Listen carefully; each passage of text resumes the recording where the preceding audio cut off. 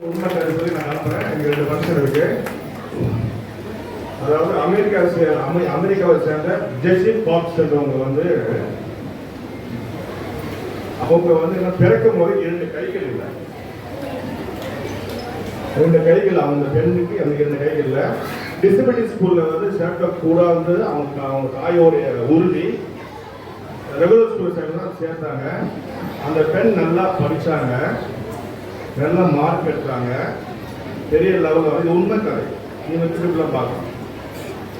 அதாவது ஒரு மனிதன் 10 விரல்களால் 1 நிமிடத்துக்கு 30 வார்த்தைகள் தான் டைப் பண்ண முடியும்.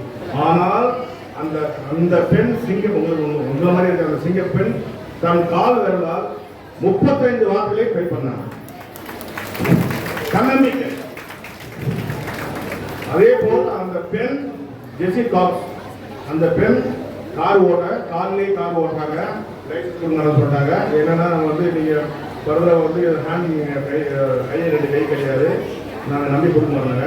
நீங்க என்ன விதமான பயிற்சி எடுத்தாலும் நான் செய்தி காலையில் சொன்னாங்க. சில பயிற்சி எடுத்து அந்த பயிற்சி வெற்றி பெற்றாங்க. அந்த காருக்கு அந்த அம்மா லைசன்ஸ் வாங்கிட்டாங்க. சரிங்களா? ஒன்று எது தன்னம்பிக்கை.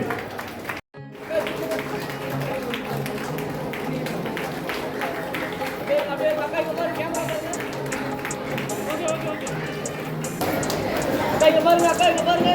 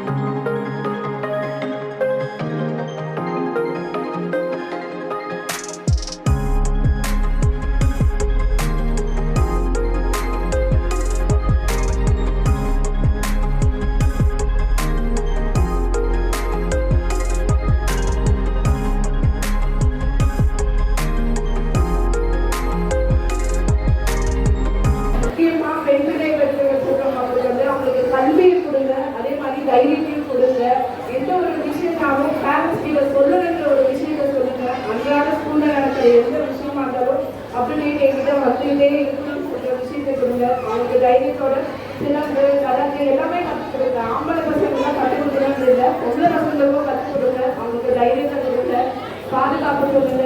போனை முக்கியமாக செல்போன்ல ஒரு விஷயத்த கொடுக்கவே கொடுக்காதீங்க.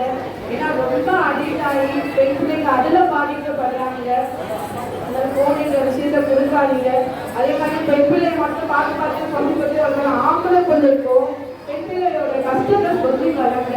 ஏன்னா ஆம்பளை பிள்ளை வளர்க்குறாங்க, ஆம்பளை பிள்ளை இதை செய்யல, அதே பெண் பிள்ளை தான் இதை செய்யணும் அப்படின்னு அவனுக்கும் அதே கற்றுருக்கேன். அவன் என்ன செய்யறா, நீயும் அதே செய்ய, நீ என்ன சொல்லியா அதே பண்ணு அப்படின்ற விஷயத்தை கற்றுக் கொடுங்க. அப்பதான் பெண் பிள்ளைங்களோட கஷ்டம் அவங்களுக்கு தெரியும். அவனை தனியாவே நீ அப்படியே அவனை ஒரு ஹெட்லைட் அப்படிலாம் வேணாம், அவங்களும் ரெண்டு பேரையும் ஒரே சமமா பண்ணுங்க. அப்பதான் பெண் பிள்ளையோட கஷ்டத்தை தெரிஞ்சு அவங்களும் வருவாங்க. பெண் பிள்ளைக்கு நம்ம கொடுக்க வேண்டிய பெரிய சொத்துக்கெல்லாம் வேணாம், படிப்பு கொடுத்துருங்க, கல்வியை கொடுத்துருங்க. அவங்களுக்கு நம்ம கிட்ட நம்ம கேட்க வேண்டிய ரெண்டே விஷயம், நீ படிச்சுட்டு ஒழுங்குமா இருக்கு விஷயத்த நான் பண்ணிக்கிறேன்னு சொல்லுங்க. அவங்களுக்கு சூப்பரா சொன்ன கதாநாயகி ரொம்ப தேங்க்ஸ். இவ்வளவு கவிதை எழுதுவாரு தெரியல, நல்லா சூப்பரா ஒரு வரியும் நல்லா இருந்தது. அவருக்கு நான் நன்றியை தெரிவிச்சுக்கிறேன். வெளியில கொண்டு வாங்க, அவங்க தேங்க்யூ. ரொம்ப நல்லா கவிதை எழுதுறீங்க, ரொம்ப நன்றி. நான் ஒரு விஷயத்த சொல்லியிருந்தேன், போன வாரம் சொல்லியிருந்தேன், சரியா சொல்லியிருந்தேன். செல்போனால என்னென்ன நடக்குது, ஆசிரியர் ஒரு சில ஆசிரியர் பெண்களை என்னென்ன செய்யறாங்க, ஒரு சில ஆசிரியர் பெண்களை என்னென்ன பிளாக்மெயில் பண்றாங்க, செல்போனை பிளாக்மெயில் பண்றது, ஒரு வீடியோக்கு பிளாக்மெயில் பண்றது, அந்த மாதிரி விஷயம்லாம் இங்க சகஜமா நடக்குது. ஆனா ஒரு சில விஷயம்லாம் வெளியில வருது, ஒரு சில விஷயங்கள் வந்து வெளியில வரமாட்டாங்க.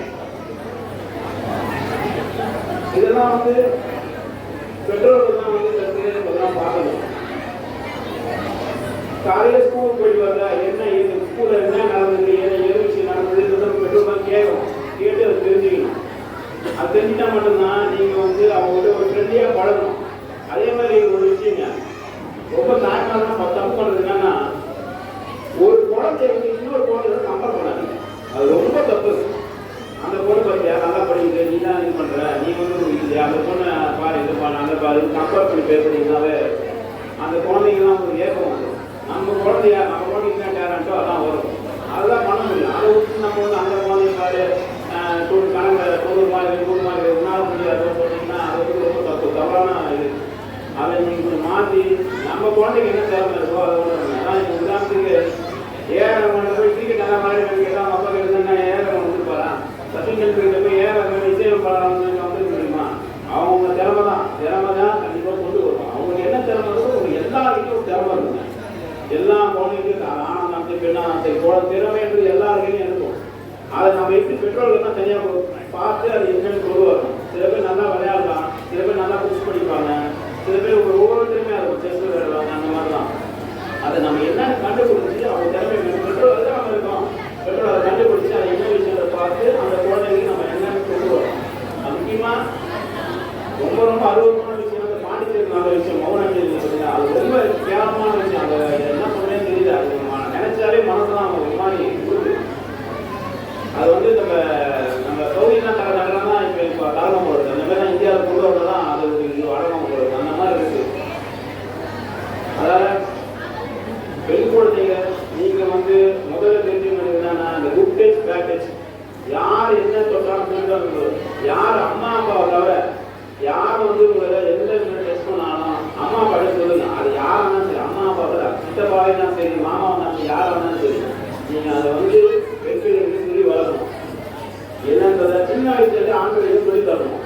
தங்கச்சி இது கொண்டாடுறாரு, இங்க செய்யக்கூடாதுன்றத சொல்லி வளர்த்தாதான் அது ஆரம்பத்தில் நம்ம இங்கே 5 வயசுல வரலாம், 5 வயசு விளையாடுறது 50 வயசு விளையாடுறோம். அதை நீங்க சொல்லி வளர்த்தா மட்டும்தான் இப்ப இருக்க ஜென்ரேஷன் இது பண்ண முடியும். தயவு செஞ்சு செல்போனை கொடுக்கவே கொடுக்காது. நல்ல விஷயத்துக்கு மட்டும் ஒரு 10 நிமிஷம் செல்போன் யூஸ் பண்றாங்களா வீட்டுல, அவ்வளவுதான். அதை கேட்டீங்கன்னா அதை விட்டு செல்போன்னா இது வைப்போம். சில குழந்தைங்க செல்போன் கூட அமைதியா இருக்கும். அது பாருங்க 3 வயசு போன 4 வயசு போனால செல்போன் கையில வச்சுதான் சாப்பிடுது. நான் சாப்பாடு கூட தாய்மாரை கொடுத்துருவேன், செல்போன் வச்சுதான் சாப்பிடும். அது ரொம்ப கெட்ட பழக்கம் நீங்க செய்யுது. அது ஆரம்பத்திலேயே தண்ணியை கெடுத்துறீங்க, அந்த ஒரு போதை பழக்கமே அதை அடிமையாக்கிறீங்க. எல்லா விஷயம் நீங்க செஞ்சுட்டு அதுக்கப்புறம் 10 வயசு ஆனா அவன் அடிக்கிறது. செல்போனை பாத்தியா, ஒரு 10 வயசு அவனா பண்ணுவான், நீங்க பழகி கொடுத்தீங்க. குழந்தைங்க என்ன பண்ணுவோம், நம்ம சின்ன வயசுல பழகி கொடுத்தா தானே. தாய்மார்கள் பார்த்து யோசிச்சு தான் அது பண்ணணும். இப்போ இந்த ஜென்ரேஷன் விட்டுட்டீங்கன்னா அந்த ஜென்ரேஷன் ரொம்ப விட மோசமாக இருக்கும். இப்போ நம்ம பார்க்கறதா இதுக்கு மேலே பார்ப்பீங்க. அதாவது தாய்மார்கள் நீங்கள் தயவு செய்து குழந்தை வளங்க, சொல்லி வளங்க, பார்த்து வளங்க. சரிங்களா? அனைவருக்கும் மீண்டும் ஒரு முறை நல்லது வாழ்த்துக்கள் தெரிவித்து வாய்ப்பு நன்றி நன்றி வணக்கம். போடக்கூடிய ஒரு சைவமா அப்படின்னு கேட்டேன். கேட்டேன் இல்லைண்ணே சிவராத்திரினாரு மன்னிச்சிருங்க, கண்டிப்பாக நான் உத்தரவிட்டுட்டேன். இன்னொரு தடவை கூட்ட போட்டு என் ரேடியோவில் என்னை கூப்பிடணும் சும்மாலாம் கூட்டா நான் வரமாட்டேன்னு சொல்லியிருக்கேன். ஏன்னா அது நீங்கள் கொடுத்த வாழ்க்கை எனக்கு சென்னையில் என் வாழ்க்கை பற்றி உங்களுக்கு தெரிஞ்சிருக்கோம். எவ்வளோ பேர் யூடியூப்பில் பார்க்குறீங்கன்னு தெரியாது. விஜய் டிவியிலிருந்து இன்னைக்கு கூட கலந்தர் சேனல் என்னுடைய பேட்டி ரிலீஸ் ஆயிருக்கு. விஜய் டிவி, நியூஸ் சேனல், புதிய தலைமுறை எல்லா சேனலையும் நான் பேசியிருக்கேன். கண்ணம்பிக்காக எது இல்லை என்றாலும் தெரிவிக்க முடியுங்கிறதுக்கு நான் தான் எனக்கு மாணவர்களே உதாரணம். நான் அரசியல்வாதி கிடையாது, நடிகரும் கிடையாது. ஆனால் போன 16வது இயக்கத்துக்கு போனவன் நடிகர் போனேன். என் வீடு